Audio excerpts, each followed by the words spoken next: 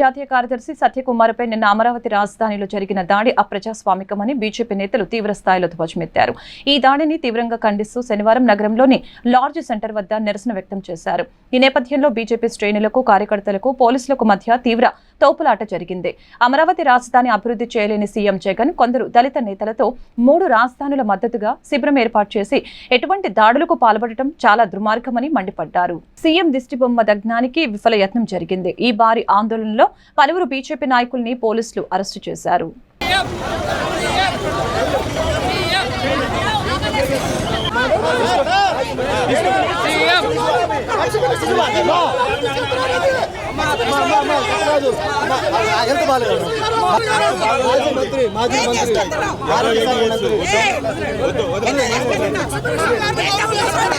ఉట్టికి ఎగరలేనమ్మా స్వర్గానికి ఎగిరిందంట.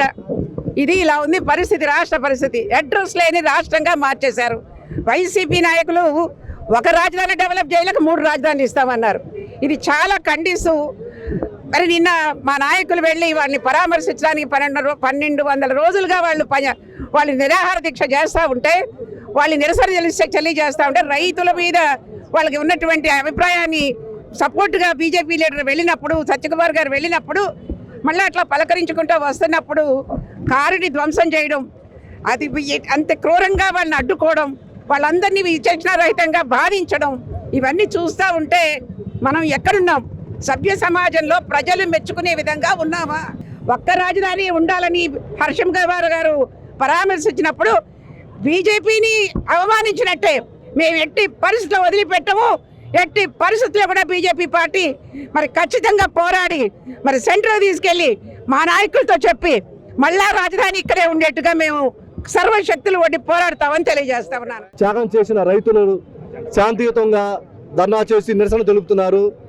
వారి కార్యక్రమానికి మా అఖిల భారతీయ జనతా పార్టీ కార్యదర్శి సత్యకుమార్ గారు సంఘీభావం తెలియజేయడానికి అక్కడికి విచ్చేసి ఆ కార్యక్రమంలో పాల్గొని తదుపరి మా భారతీయ జనతా పార్టీ పార్లమెంటు ఉపాధ్యక్షులు శ్రీ బ్రహ్మయ్య గారికి యాక్సిడెంట్ అయిన కారణం వల్ల వారింటికి వెళ్ళి పరామర్శించుకొని తిరుగు ప్రయాణంలో వస్తుండగా వైసీపీ శిబిరం దగ్గర వాళ్ళు పోలీసులు ఆపారు. తర్వాత వారితో ఎందుకు ఆపారని మా కార్యదర్శి గారు వారితో మాట్లాడుతుండగా ఆ శిబిరంలోని వైసీపీ ప్రేరేపిత గుండాలు నందిగం సురేష్ గారి ఆజ్ఞలతో తాడేపల్లి నుంచి వచ్చిన ఆర్డర్లతో వాళ్ళు దాడి చేసి లోపల ఉన్న వారిని బయటికి లాగి వారిని చంపడానికి ప్రయత్నించారు. మరియు అదే టైంలో మా మాజీ మంత్రివర్యులు రాష్ట్ర ఉపాధ్యక్షులు ఆదినారాయణ రెడ్డి గారు వేరే కారణం వల్ల ఆ ప్రోగ్రాం నుంచి పక్కకు వెళ్ళారు. వారిని హతమార్చడానికి కుట్రలో భాగంగా వాళ్ళందరూ వచ్చేశారు. వారు లేకపోవడం వల్ల గమనించి ఆ కారులో ఉన్న సత్యకుమార్ గారి మీద, మరియు ఒక దళిత నాయకుడు సురేష్ గారి మీద, మరియు కాశయ్య గారి మీదుగా భాషావిచకంగా దాడి చేసి విచక్షణంగా చాటి చేసి అంతమొందించే కుట్ర చేశారు. ఇట్లాంటి చర్యలను వారి యొక్క కారుని ధ్వంసం చేసి వారిని అంతమొందించే కుట్ర చేశారు. ఇటువంటి కుట్రని భారతీయ జనతా పార్టీ తీవ్రంగా ఖండిస్తుంది. భారతీయ జనతా పార్టీ నాయకుల మీద వీళ్ళు పాల్పడిన చర్యని వైసీపీ యొక్క ప్రభుత్వానికి ముగింపుకు నాందిగా భావిస్తున్నాము.